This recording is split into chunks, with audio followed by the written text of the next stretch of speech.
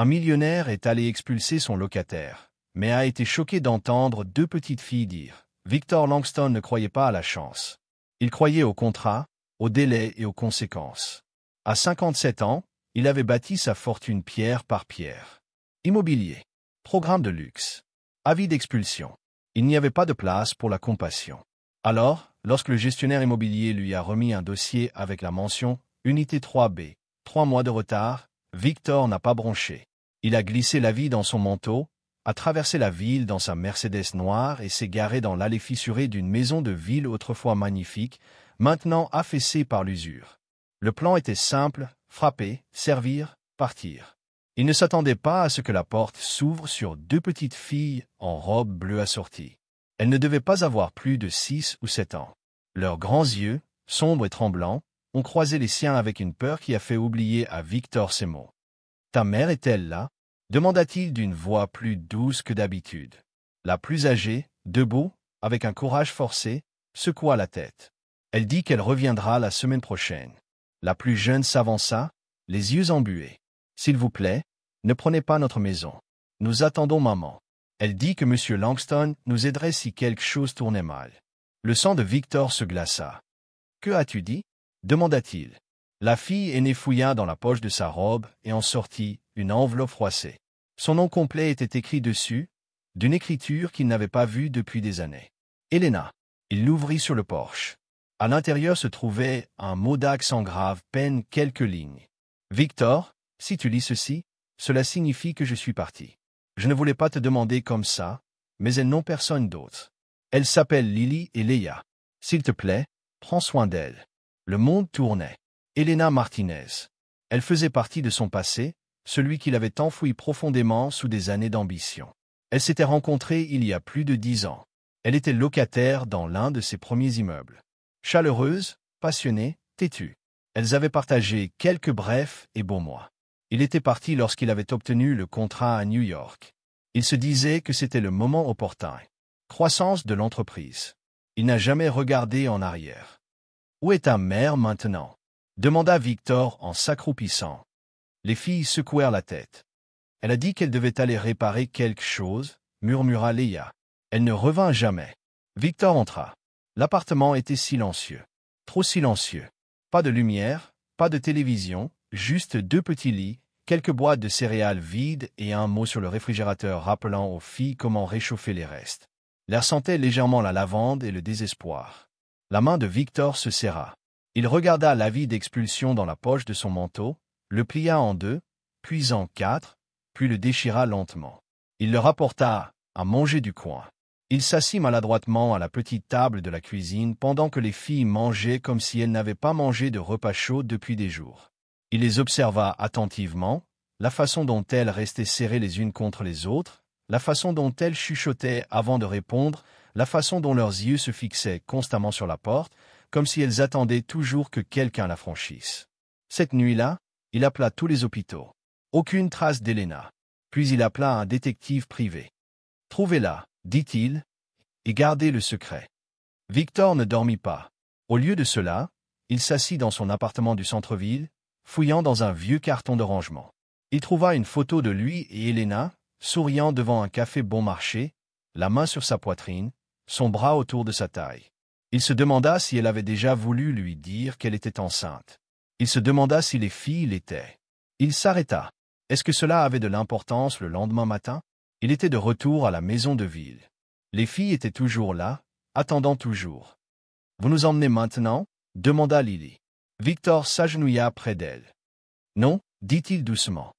Je t'emmène en lieu sûr. » Il décrocha le téléphone.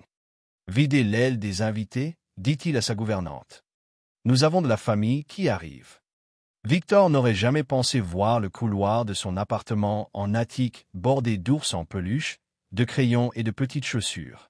Mais 3 jours seulement après avoir trouvé Lily et Leia seuls dans l'appartement, il se tenait pieds nus sur le sol en marbre de sa cuisine à 6 heures du matin, servant des céréales à 2 filles endormies, enveloppées dans des couvertures polaires, au comptoir.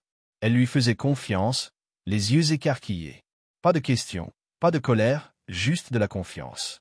Cela a aggravé les choses, car il n'avait pas encore de réponse.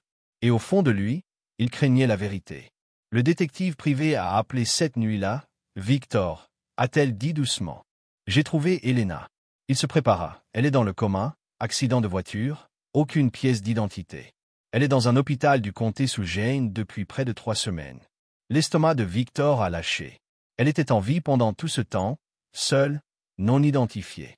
Il s'y est rendu cette nuit-là, seul. Et quand il est entré aux soins intensifs et l'a vue, il a failli être anéanti.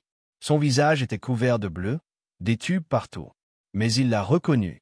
Sous le silence, sous les années, elle était toujours Elena. Il s'assit à côté d'elle et murmura « Je suis désolé. J'aurais dû rester. » Elle n'a pas bougé. 2 jours plus tard, les résultats ADN arrivèrent.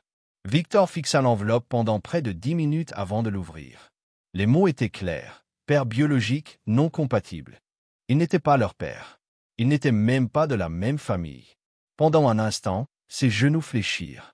Il en sentit le poids, la honte, la confusion, la culpabilité de penser qu'ils étaient à lui, d'espérer qu'ils l'étaient. Mais ensuite, il se souvint des petits doigts de Lily autour de sa main, de la voix douce de Leia qui disait « S'il vous plaît, ne prenez pas notre maison. » Et le sentiment dans sa poitrine ne changea pas. Elles n'étaient pas de son sang, mais elles étaient à lui maintenant. Ce soir-là, il fit asseoir les filles dans son bureau, sans personnel autour. Aucune formalité, juste lui et elle. « Il y a quelque chose que je dois vous dire, » dit-il en s'agenouillant.